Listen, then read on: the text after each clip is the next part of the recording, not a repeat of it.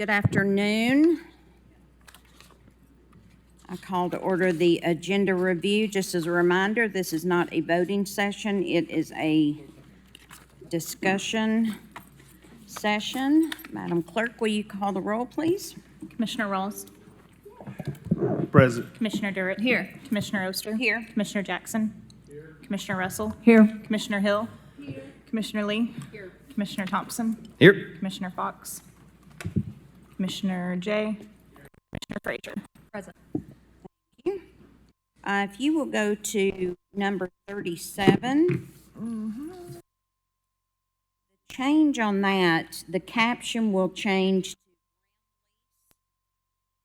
instead of letter of intent.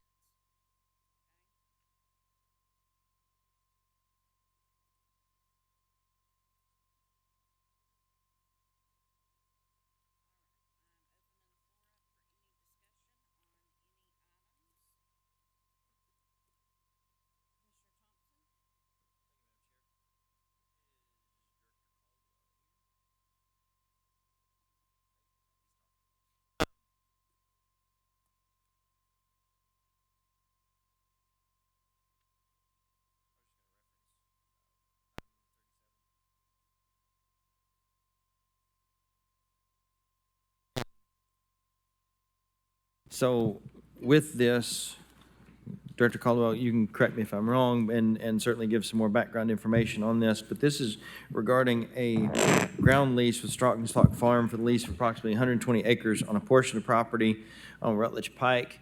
While this has been in the news as far as a potential new site for the Tennessee Valley Fair, that is not its intent. The intent is for a regional ag center, for an educational center in East Knox County.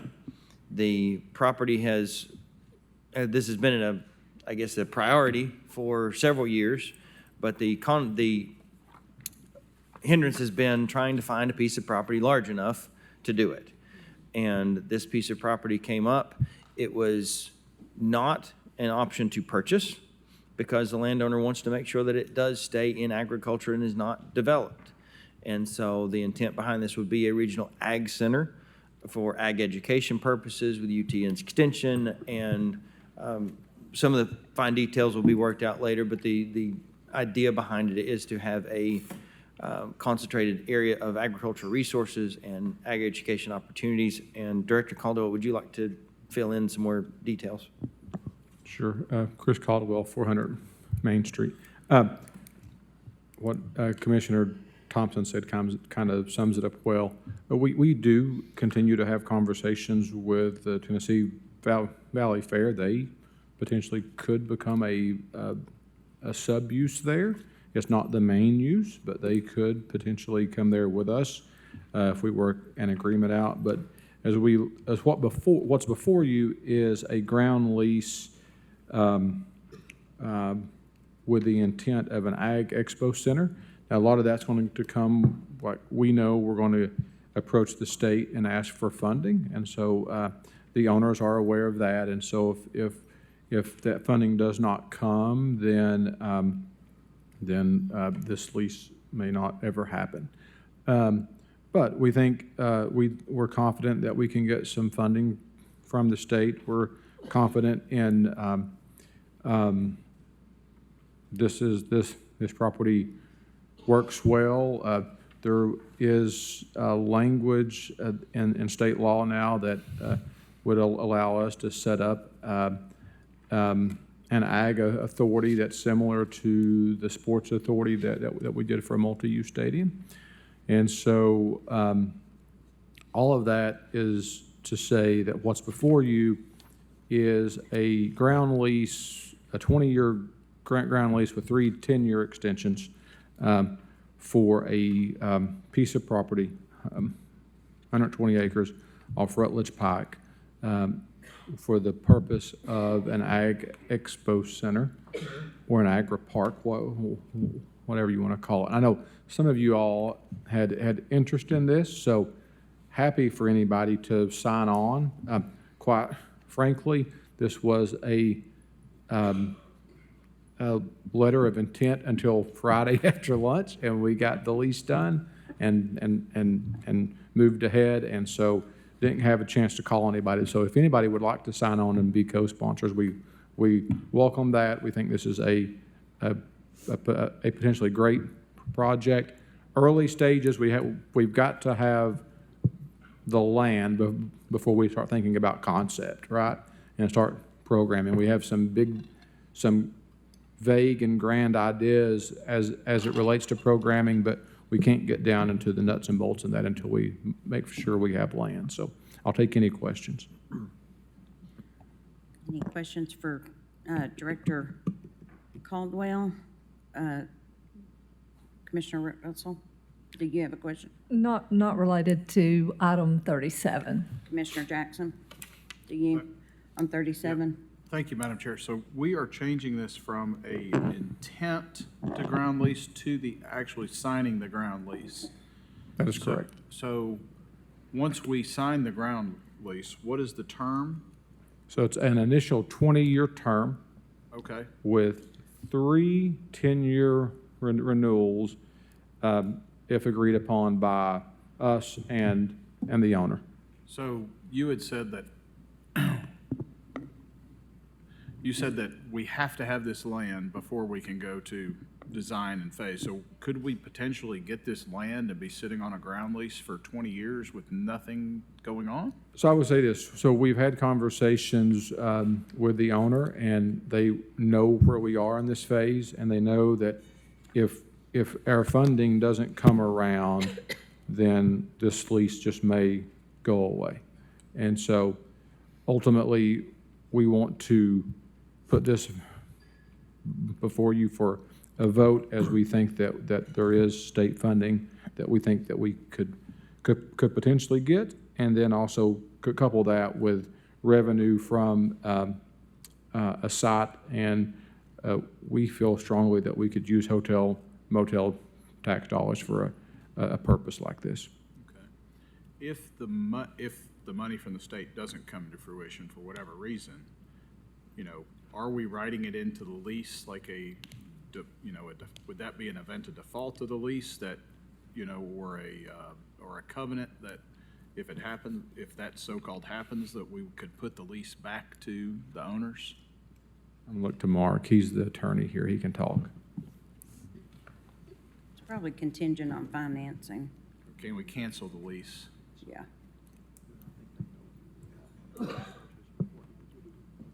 I've got to give total, this is Mark Mamontoff, 900 South K. Charlie Sturkey in David's office reviewed it and did a super job negotiating. Ground leases are hard. We don't do those very often at the county because we're usually the lessor of things, not the lessee. But I honestly, Commissioner Jackson, I don't know if there's a explicit provision that allows us to cancel, but I don't think it would be any problem adding that. We certainly can, by your meeting next week, make sure that's in there and to do that, because that's what they're expecting. They understand. But if we're going to ask the state for money, if we don't have a site, or it's very unlikely that we would get any funding for the project. Okay. Yeah, I would love to see that. Just, Yes, I'd I'll hate to double get- check. I'm not even positive that it's not in there, but I don't think it's explicitly in there. I'll make sure that, work with Charlie to make sure it is. Do you know, David? I just wanted to say it wasn't me, it was Charlie Sturkey in our office that did it. Yes, yeah, I'm sorry if I wasn't clear. Charlie got Charlie nothing- Sturkey, yeah. Charlie did a great job negotiating this lease. I just helped a little bit get it, a couple of issues over the last hump. But I'll make sure that's in there and report back to you by next Monday. Great, thank you. Thank you. Drew, will you sign me on to that, please? Commissioner Thompson, do you have anything else? I thought I did. I don't. Commissioner Russell? Thank you, Chair Oster. Director Caldwell, there are a large number of things going through the finance department this month. I know a lot of it is just cleanup from the current administration before the new administration starts. And I know we have a very, very short amount of time that's available.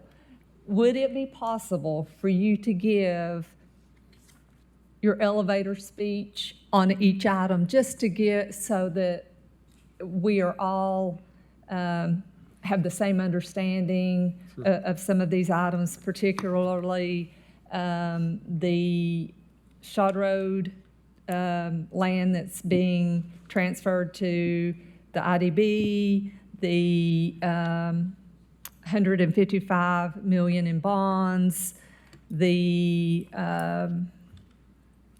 Fifth Amendment to the development agreement, and the waterfront redevelopment plan, and the sports authority in regards to the municipal golf course. And again, just if you could just limit it to your elevator speech for each one, because I don't want to take up too much time. Yeah. So start with the MOU between the city, the county, and the sports authority. That's before you. It's an MOU that enters into an agreement that. Item 36, I'm sorry? No. sharing which item you were Gotcha. talking about. So that is an MOU for us to enter into an agreement to explore the possibility of changing the golf course that's city-owned on Shod Road into more rectangular fields and a par 3 course, like lit golfing at night, things like that. And so what we want to do is run this through the Sports Authority because we think that's where it makes sense. We would do an RFP through the Sports Authority to see what we get back and if this is even feasible, and if it's feasible, what's the cost. And so by entering into this MOU, we are not obligated to do anything except explore. And so we're just looking at the idea of what this would look like and what options that we get back. And so that's my spiel on MOU. Any questions more on that before I go on? Yes. Did we support Knox Muni before? City That owned. was- Yeah, I know it's city owned, but No, so ultimately, the city would be, so you know, they would give the land in this situation, or lease the land, I guess I should say. So for us, it would just be, once we get that RFP back, what does the financials look like? And that's what we'd be bringing it back to you all. got it. Thank you. We really don't know more than that now until we get something back, but basically just saying we are supportive of exploring the idea of more rectangular fields for the purpose of practice for our citizens during the week and maybe hosting tournaments on the weekends. Bonds. What's before you is approving us to issue bonds for the 25 and 26 capital plans. We would issue the 25 capital plan bonds after the start of calendar year 27, and then we would do the 26 bonds capital year of 28 to make sure that we can hit our spend down numbers. But those capital plans have already been approved, and so ultimately it's just approving the issuance of those bonds so we can go forward. Just so you're aware, a county similar to us issued bonds last week, AA+, and their effective interest rate was about 4.07%. So that is kind of comparison. Now we'll be going a little later, so we'll see what happens. The development agreement before you as it relates to the AJ building, and just so you know, Philip Welker is here from BNA if you all would like to hear from him. But basically what this agreement is doing, this amendment, is to create it's amending the start date of construction to December the 31st, and that's when the construction commencement date would begin. Nothing else really changes from tax abatement standpoint. And so Philip is here and Mark is here, so we can talk to you. Want to talk to them now? Philip and Mark, whoever one you want. Commissioner James? Would you I know you wanted just the elevator speech, but I'll be really quick. I think just a little bit of background is, because this has been delayed for a long, long time, and I'm sure we often get questions from the media, why is this taking so long? And Philip can speak for himself, but when COVID happened and we had substantial delays moving from the AJ building to the TVA tower, the school system, he was very patient with us and did not have to be. And he worked with us, and so we've been very, very patient with him to start construction. He missed his deadlines, and he's actually supposed to complete by now, but he has constantly been in touch. He has a local lender, a bank that has invested a lot in this building, who's asked us to be patient, and so that is what we have done. We haven't declared a default. So they came to us and said, look, we've got our financing package together. We're ready to proceed, but obviously we can't borrow money if we're in default, and so they asked us to give them a period of time. We checked with the incoming administration, we checked with the current administration. We still have faith in Philip that he'll be able to do this. He's done similar hotels in Atlanta and Nashville, as well as the Oliver here. And so Chris and Mayor Jacobs, and I don't have a vote, but to the extent I'm involved, I weighed in. So they extended the beginning of the construction date so they wouldn't be in default. We also don't want to waste more time if he misses that default again. So that's what the language is in there about a deed in lieu of foreclosure and the like, so that if Philip doesn't do what he says this time, we will move quickly and move forward. But again, both sides have treated each other well, and we're trying to do that. Philip can tell you a little bit about where the project is. It's probably old, and I'm sure Commissioner Schoonmaker is sad he's missing this. This was his favorite project, so thing. Philip, do you want to add anything? You'll just give your name and county of residence. Hi, Philip Welker, 104 Clifftop Drive, Hendersonville, Tennessee. As Mark and alluded, I appreciate the patience. I think we've known this agreement has been out of compliance for a long time, and we're just trying to get our paperwork in order to allow us to close. We've got our financing in place. We've got our tax credits. We've been in for a demolition permit that allows us to get started. We've identified our equity investors. These projects just take a long time to pull together, and unfortunately it took even longer in this circumstance because of what we encountered when we bought the building with the economy and interest rates and stuff, but we're finally kind of at the starting gate and ready to move forward. And so I would see this as more of like an administrative cleanup to allow us to move forward than any kind of real forbearance or anything to that extent. Great, thank you. Commissioner Jay? Thank you, Madam Chair. I think I'm the only commissioner here that voted for this. I remember you were very generous. I think it was 8 years ago, 7 years ago. It's been a minute. And, Oh, Terry did too. and Commissioner Hill, that's right. Four years. Yes, so there's a few of us. You were on the school board, yes. It was not an easy path. It took a lot of work to get through this commission and to find a way forward for the private sector to develop this hotel as well, move the school system to the TVA tower. I just want you to unequivocally tell us, when will you actually be starting? When will we see people over there doing work? And when will you expect to complete the project? Well, if I can keep my current process and schedule going, we would probably start demo within the next 30 to 60 days. Like, we've been in for the permit for that. You will see people in there, I would say probably 18 months after that. Probably look at the schedule I'm looking at, probably be the first quarter, second quarter of 28 at this point. Okay, but when I do my Christmas shopping this year, and I remember all the fights I had with Commissioner Schoonmaker and Commissioner Bustler, Commissioner Daly, I will see people working. Yes, people will be working. Yes, Thank you. at Christmas time. Yeah. Yes, we'll get it there. Great. Any other questions? Seeing none, thank you very much. Great, thank you. We everybody. appreciate it. All right. Anybody else have? Commissioner Hill? Thank you. First one I just wanted to refer to quickly, and this is a question.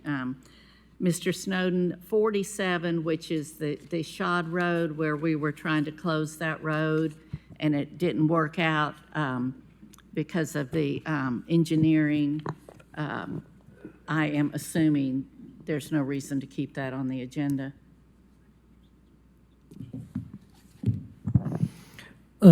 Yeah, the applicant was here, and he had to leave. He'll be here next week. But yeah, we would still like to Oh, move this you would? forward. They did find the lady that they've been trying to negotiate with for the other portion has passed now, so they're still trying to work with her estate. But yes, it is my understanding that they do want to move forward with the closure. Oh, all right, thank you. Thank you for that clarification. I'm looking at number 28, and I saw Mr. Odom come in.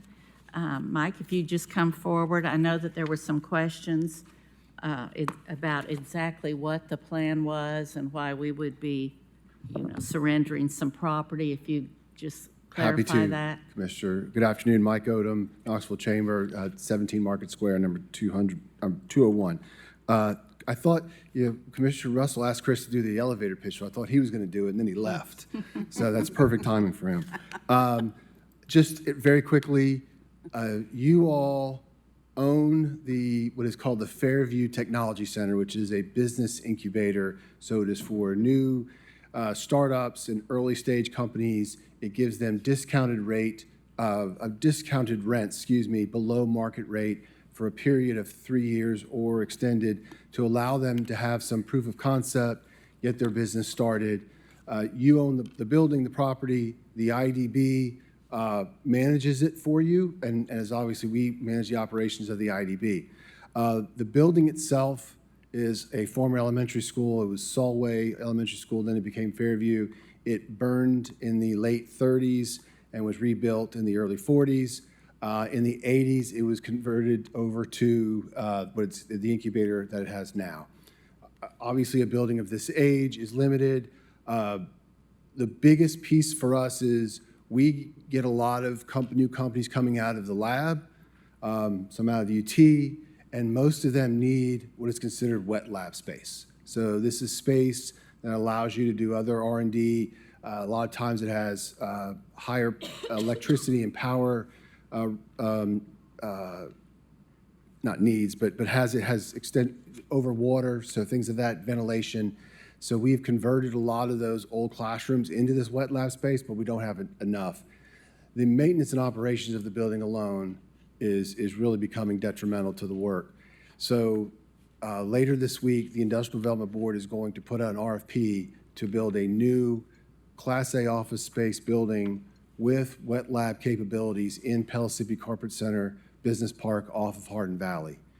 What we would like to do, with your permission, is have you transfer the ownership of of Fairview to the Industrial Development Board, and at some point in time when that building gets built, is transfer the operations of that incubator into this new building. Fairview operations are actually in the RFP itself, and so the developer who does this will know that. And so we would then sell the property, use the proceeds to pay for either condoing out the incubation space within the new building or paying the lease for a matter of time. Excuse me.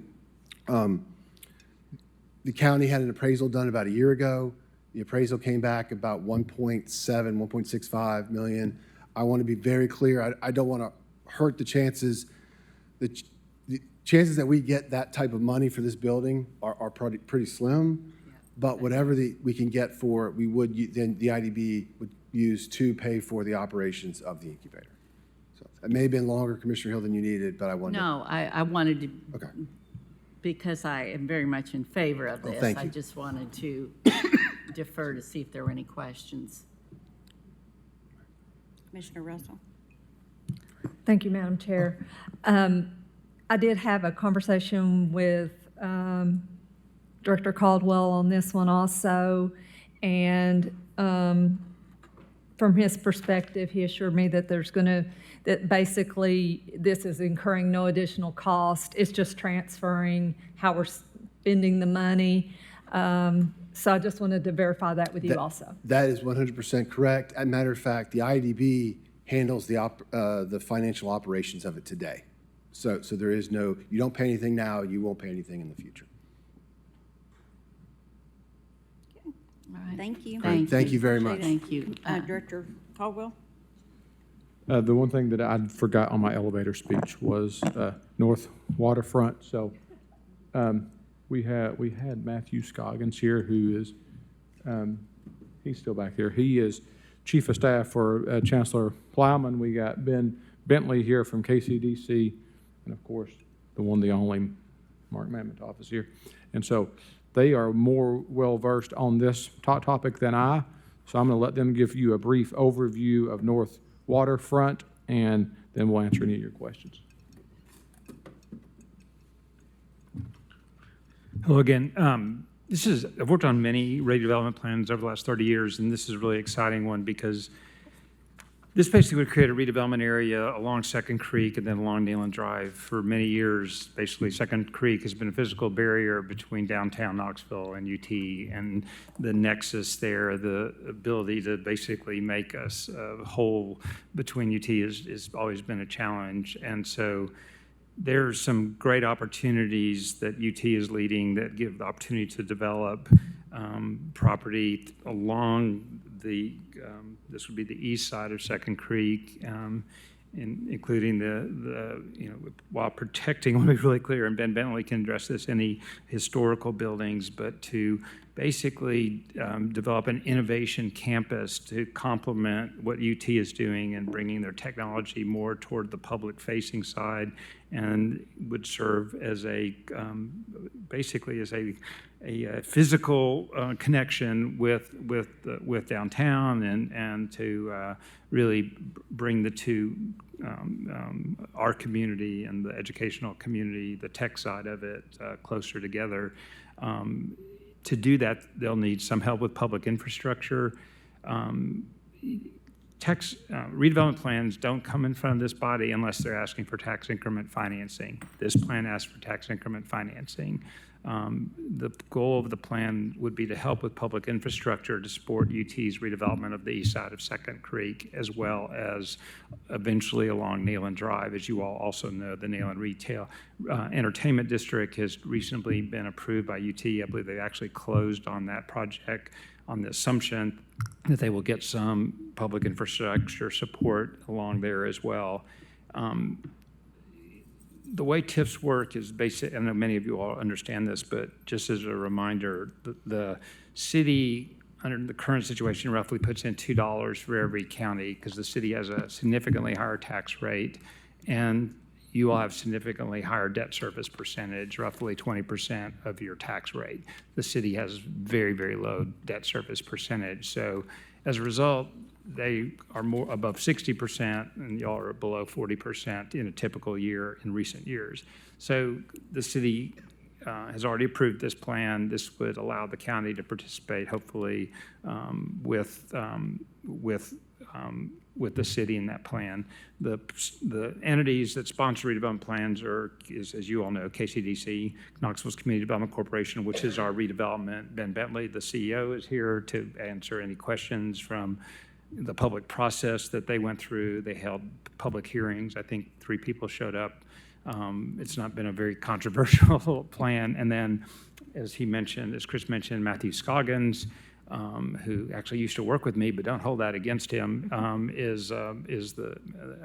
can really provide sort of the vision, if you're interested, of what UT is looking for as part of this process. And so glad to answer any questions about the purpose, but you may want to hear from those guys.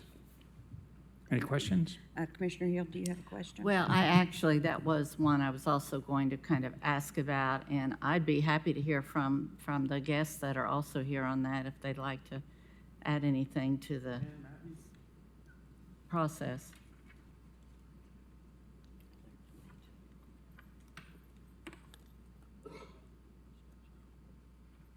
Ben Bentley, 901 North Broadway. Great to be with you all today. Thanks for the question. So in terms of process under state law, we notify owners in the area of a redevelopment area. So hosting a public hearing really to notify folks that how this new plan would affect the people that live there, because that's the most important base to make sure they're informed.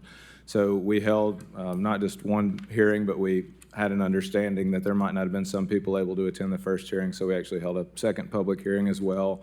Had a handful of folks there. There's one condo association in that area, about 17 owners, and working very closely with them. The one I don't ever want to say negative, but the one concern, and naturally so, I think we would all be concerned, in an area like this with a redevelopment plan, how's this going to affect the property that in some cases has been in my family for generations? So we exclusively made a modification to the draft of the plan that said, you know, there's no plan for redevelopment of 1004 Game Day Way was the specific property that there was some concern around. Put that in the plan, and actually at City Council, a couple of the HOA owners got up and spoke, and they, Mac, who's, I don't know which officer he is, but indicated his support for the plan. So I think we've, you know, I don't want to say pivoted, but we've worked with and educated folks that live in that area about the future of the plan. I've also heard many of you all talk about infrastructure planning and how important it is to you, and I think, obviously, Mr. Mamontoff spoke about the major investments that UT is planning that are right on the horizon. And we can look at infrastructure within the bounds of a single development, but I don't think any of us think that's the best way to plan. So this redevelopment area is really about expanding that view and making investments, smart investments in stormwater or sewer, in some cases upgrades to the electrical grid, those types of things that will support some of the transformational work that UT is trying to accomplish in that part of the community. And at that point, I'll be quiet, and if Mr. Scoggins has anything to add from the UT perspective.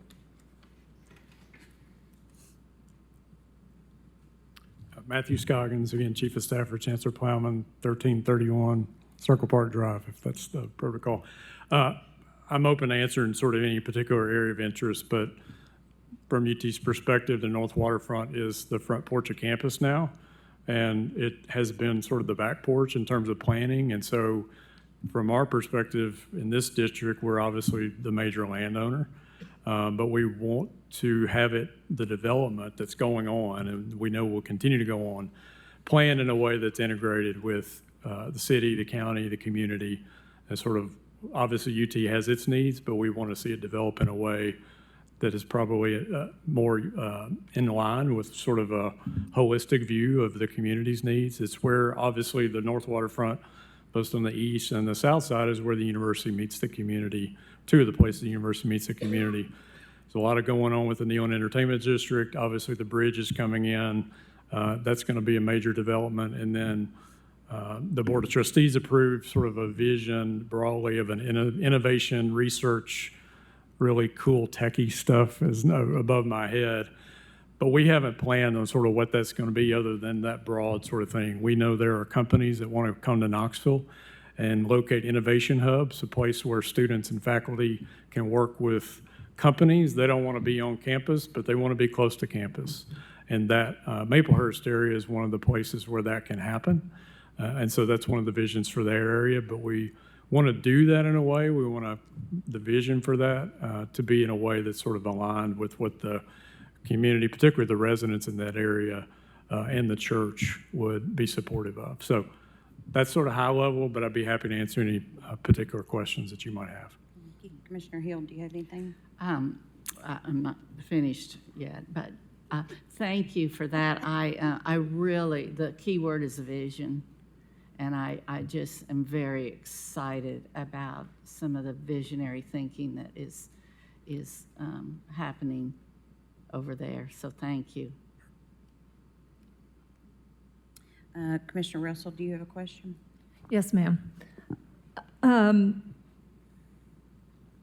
a numbers person, and I look at everything as cost and benefit, and I think you have explained the benefit very, very well. I see it benefiting the school. I see it benefiting several businesses. I see it benefiting the community around there. Can you talk a little bit about the costs, though? Again, I look at everything cost benefit. What kind of I guess, what is the cost to Knox County going to be? I'm not trying to dodge that question, but there are probably others better able to answer that. Oh, Mark. Sorry, I'm going to kick him off for a second. I want to make sure I was giving you accurate information. And of course, lawyers always caveat things. I'm going to give you a big caveat is, I'm not sure there really is much of a cost to Knox County, because if this is not done and UT does not develop this as a tech center, it likely will, it has already, through a nonprofit, acquired most of the property in the residential area next to the church, which they eventually will purchase, which will come totally off the tax rolls. Probably be a net loss to the county of that tax revenue. And if it builds its own facilities, they're exempt, and we'll get no taxes off of them at all. And so this TIF is intended to encourage them to create for-profit partnerships with private entities that will be on the tax rolls, because if they don't create those, there will be no increment to support this TIF that is being asked to be approved at your next meeting. So I would argue nicely that in this particular case, it probably is not your typical loss to the county of tax revenue. It's probably almost all going to be new income to pay debt service, because we automatically get our debt service portion. But ignoring the sort of philosophical argument that I just made, the total cost that we said we would finance, I think, is $85 million, roughly $3 million a year potential. But these are so rough estimates. I would be misleading you, Commissioner Russell, if I told you I really know those numbers for sure. We're required by state law to give a very rough estimate of that number. But until we go through each phase of development and get a better idea exactly what it is, it's really hard to say. But it goes to the old question that Commissioner Jay has said a lot of times, asked me all the time, like, what are we losing? And you're asking the same question is, well, you could be losing tax revenue if you believe UT would do this anyway and would put it in for-profit entities. Okay. So just a follow-up here. That being said, so when you say next meeting, will we have the actual numbers before the 31st? No. Or are you talking that we will have another chance to look at this in the future when we approve of the funding of the TIF then? No, this plan, if you all approve it on the 31st, I'm sorry, I was confused. I didn't express myself very well. On the 31st, you'll be asked to approve the plan with a maximum cap on the debt. That's basically your maximum exposure. They cannot go above that without coming back to you sometime in the future. They're basically, and when I say they, I would be included in that, as is this, your administration is in KCDC and UT. They're asking you to approve an amount of debt that they have to create the increment to pay up to that absolute cap that's in the documents to be shared with the city. Again, right now, it'd be almost essentially 2 to 1, city versus county. And so it would, that would not change. I'm sure KCDC, UT will be glad to come in and continually update you all, but the plan would be established at that point up to the caps of that debt, if you approve it next Monday, is what I was trying to say very inartfully. Mm-hmm. Thank you. I think you can sit down now. All right. Commissioner Hill? Thank you. I'm looking at number 39. I noticed that Josh Sanderson is here, and Mandy, if you might want to come forward also. There were several questions about this PBZ that would be the first of its type in the county. We did have a meeting and tried to take in all the information of questions and concerns from last month that were presented, and if either one of you would just like to kind of give a recap of that, maybe it'll save us some time next week. Yeah, Josh Sanderson, 4909 Ball Road, representing Belltown. Met with a few of you on site. I know a few of you actually visited the property between last meeting and this meeting. Was given some questions from the mayor's office, was given some red line comments to add to it. Commissioner Thompson recommended the wristbands. We're going to implement that. As far as who patrols it, we've said the developer, the property owner moving forward is going to control it and monitor it. Trying to think what else we... Mandy Benedict, Knox County Mayor's Office.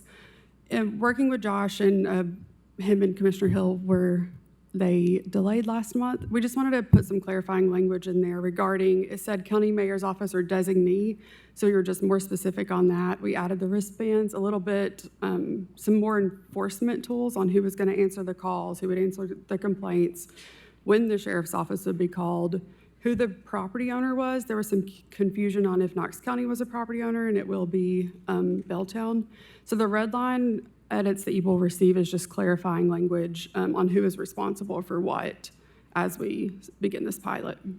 And then also the quarterly reports will be given from the codes office and from the property owner. That's another change that we made. Perfect. Thank you. Any questions? I have one more comment, Commissioner, or Madam Chair, if you don't care. Yes.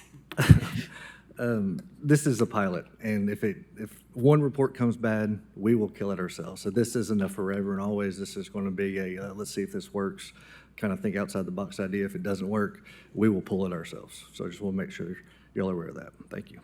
Perfect. Commissioner Hill, do you have anything for him? Thank you. No, I'm Okay. finished. Commissioner Jackson.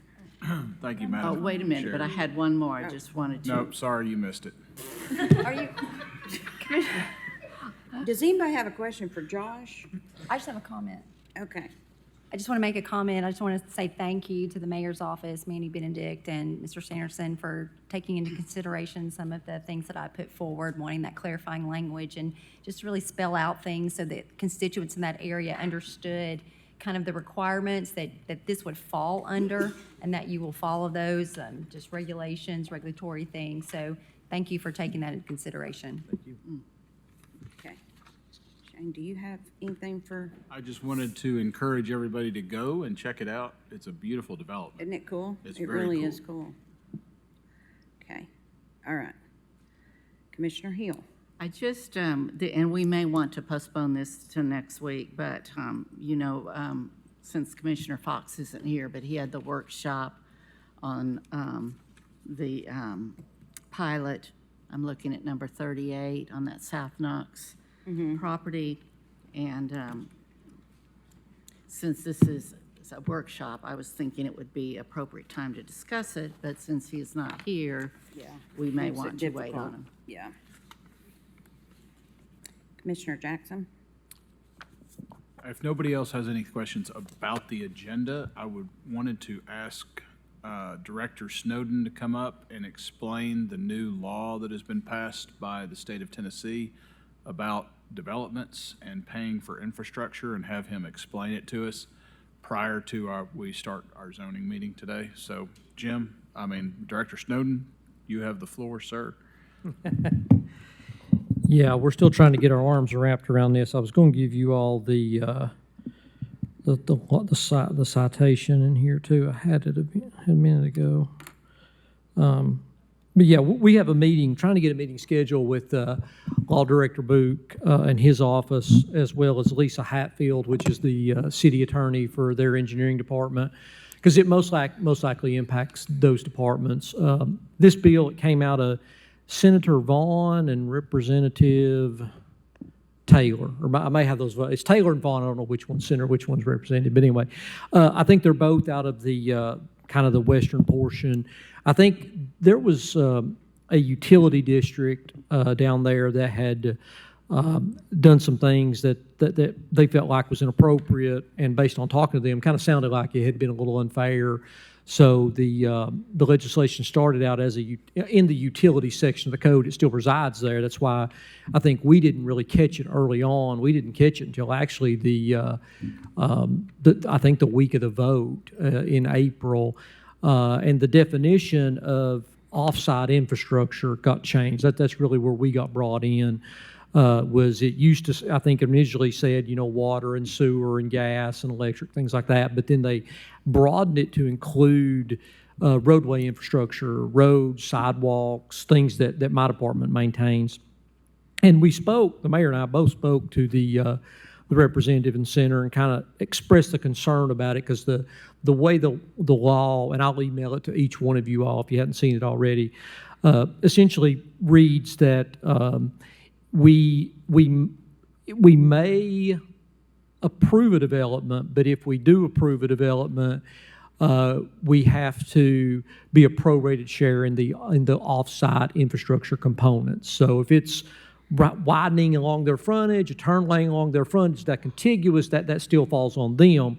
If we have to say, hey, the traffic study says you have to widen a road because the road you adjoin is narrow and it gets off your property, that's where the rub comes in, and that's where the confusion is.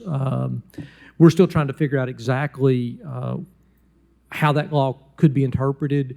It can be looked at a couple of different ways, and certainly we want to make sure that we protect the county's investment and our tax dollars, because the way these things can be funded, it even says in the law, or impact fees, discretionary funds, or bond proceeds. So obviously we don't do impact fees. So the two options I have to fund this are undesignated funds, which are our paving budget, and capital funds, which are projects that have come for this board. And certainly I don't want to defer any of those, because those are things that we've already committed to the public to do, so we got to be very guarded in that. So hopefully we get some clarity on exactly how that works. And, it may be that if we do have to be a prorated partnership, even in the but-for standard. The but-for standard is really where we've always worked under. If but for that development occurring, that offsite improvement should be on that developer. There is some debate about this law that we could even be brought into that but-for standard, and that's our main concern. I mean, if we have a project that is generating offsite improvements that we're, I guess, that the development is, for instance, a good example is if a traffic signal is warranted or is going to be warranted by that development, and 90% of the traffic volume is there today, and they're just kind of throwing in the last bit, it is fair, I think, for us to be a partner in that, and we have historically tried to do that. However, if the signal would have never existed but for their development, we don't feel like we should be a partner, and that's kind of what we're trying to work through and determine, what is fair for not only the applicant but also for the taxpayer. So, sorry to be so wordy there, but it's a mouthful. So, no. So, could, in theory, a developer get the approval for the development, and put the turn lane in, for example? And could they, after the development is done, then sue the county and say, you've got to pay me for 80% of this because this is going to help, traffic flow or whatever reason they come up with? I think that's the legal question. We believe if, I guess, yes, the question, they probably could do that, but what we would do to potentially prevent that from occurring would be if there was off-site work and we felt that we were going to have to be a prorated partner. I think that the option to avoid that would be to potentially deny the development. Certainly we don't want to do that. We want to be a good partner and provide reasonable growth in our community, but certainly I got to be watchful of using money that was delegated for other sources to then apply to that. And if we did, I would obviously have to come back to this body and be transparent about that. So, yeah, I hate to be so ambiguous, but we're still trying to work through the wording of it, because it is worded kind of poorly, and it can be up for interpretation. Thank you. Commissioner Thompson? Thank you, Madam Chair. So, Director Snowden, what could you see the implications being of approving a rezoning without being able to condition the new road improvements? Because I know that it's not been uncommon for us to say, okay, we did traffic impact analysis and this intersection needed to be improved, or this turn lane needed to be put in. Take Brackett Road, for example, on Emory. That particular intersection was very problematic, and the development that went in on Brackett Road warranted that turn lane. If we were not able to if we weren't able to condition it, then the county, it was Emory Road's a state road, but we would have been on the hook for putting in that turn lane for safety reasons, correct? Correct. We could have, per this law, we would have had to be a prorated share. Whatever the background traffic, the traffic that was there and would be there at the completion of development, we would be responsible for. Now, I would say, and this is one of the more frustrating parts for me, is the state legislature excluded TDOT. So TDOT doesn't have to comply with this. So in that case, TDOT would enforce that condition, and we wouldn't be in that situation, so. But if it wasn't a state road, if TDOT didn't have jurisdiction over it, then we would have to, if we approved a rezoning that was sufficient enough to require road improvements, then we would be required to pay our share of that road improvement. That is one interpretation of the law, yes, sir. We're still trying to figure out exactly what the official interpretation is. When I spoke to Deputy Moyers, he had an opinion that we wouldn't have to, but then there's others that said we had. So we're just trying to make sure that we offer the right opinion, because there are some cases, most likely a case in your district on Carter Mill Road at Planning Commission that got deferred last month because of this conversation, and we want to make sure that we applied the right condition.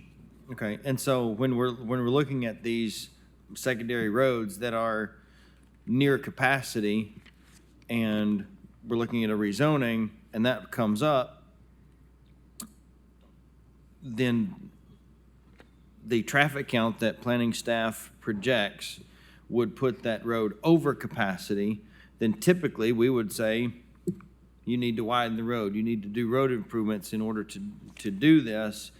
Is there any mechanism to where you can, your department or your can say, we're not issuing permits until you do this, or we don't have the funds for this allocated, so to where, I'm trying to figure out how to ask this question. Are there any safeguards to say that these houses that would require this road improvement not be permitted and not be platted until those road improvements are done, whether it's the county paying for it or the builder? And I think that would be the fail-safe, and the safeguard was our approval of that design plan, and creating those lots that then would create the plat. So that is a topic that we're talking about that potentially could come to fruition if the interpretation is such that we do have to be a prorated partner. Okay. Because obviously we got to be very guarded with those funds that we have to make sure that they advance the projects that we've already brought to you guys. Okay. And then with that in mind, would it be wise of us to approve such developments if that's our only safeguard? And that may be a rhetorical question. I don't know. It'd be a difficult one to answer. Yeah. You mean approve zoning? Because then we're relying on your department to have the discretion of, yes, you can build, no, you can't. Would that be, I guess the better question, would it be fair of us to put that burden on you to say, okay, you tell them when they're ready to build and when they're not? Yeah, I don't know if I really have the information to answer that question. I mean, certainly my department's, we're going to protect the interest of this body and our taxpayers, and make sure that we never approve a development that has adverse or unsafe conditions or results in those. So, but yeah, it's a tricky space, and like I said, we're hopefully have a meeting later this week with both the city and the county, because the city's got another case. They're dealing with a gentleman that is pressing them on it as well. So we're both agencies are kind of struggling through this right now. Commissioner Hill? I know you're not an attorney, Jim, but if in an effort to not stop a development, that the builder has said, I'm willing to do, the road work, and regardless of this bill, which way it goes, he is stating, I'm good with this, I will do this. If a rezoning were to be asked and the owner said, and I'm placing the condition, the builder, that any road work that needs to be done, I will pay for, as determined by planning and engineering.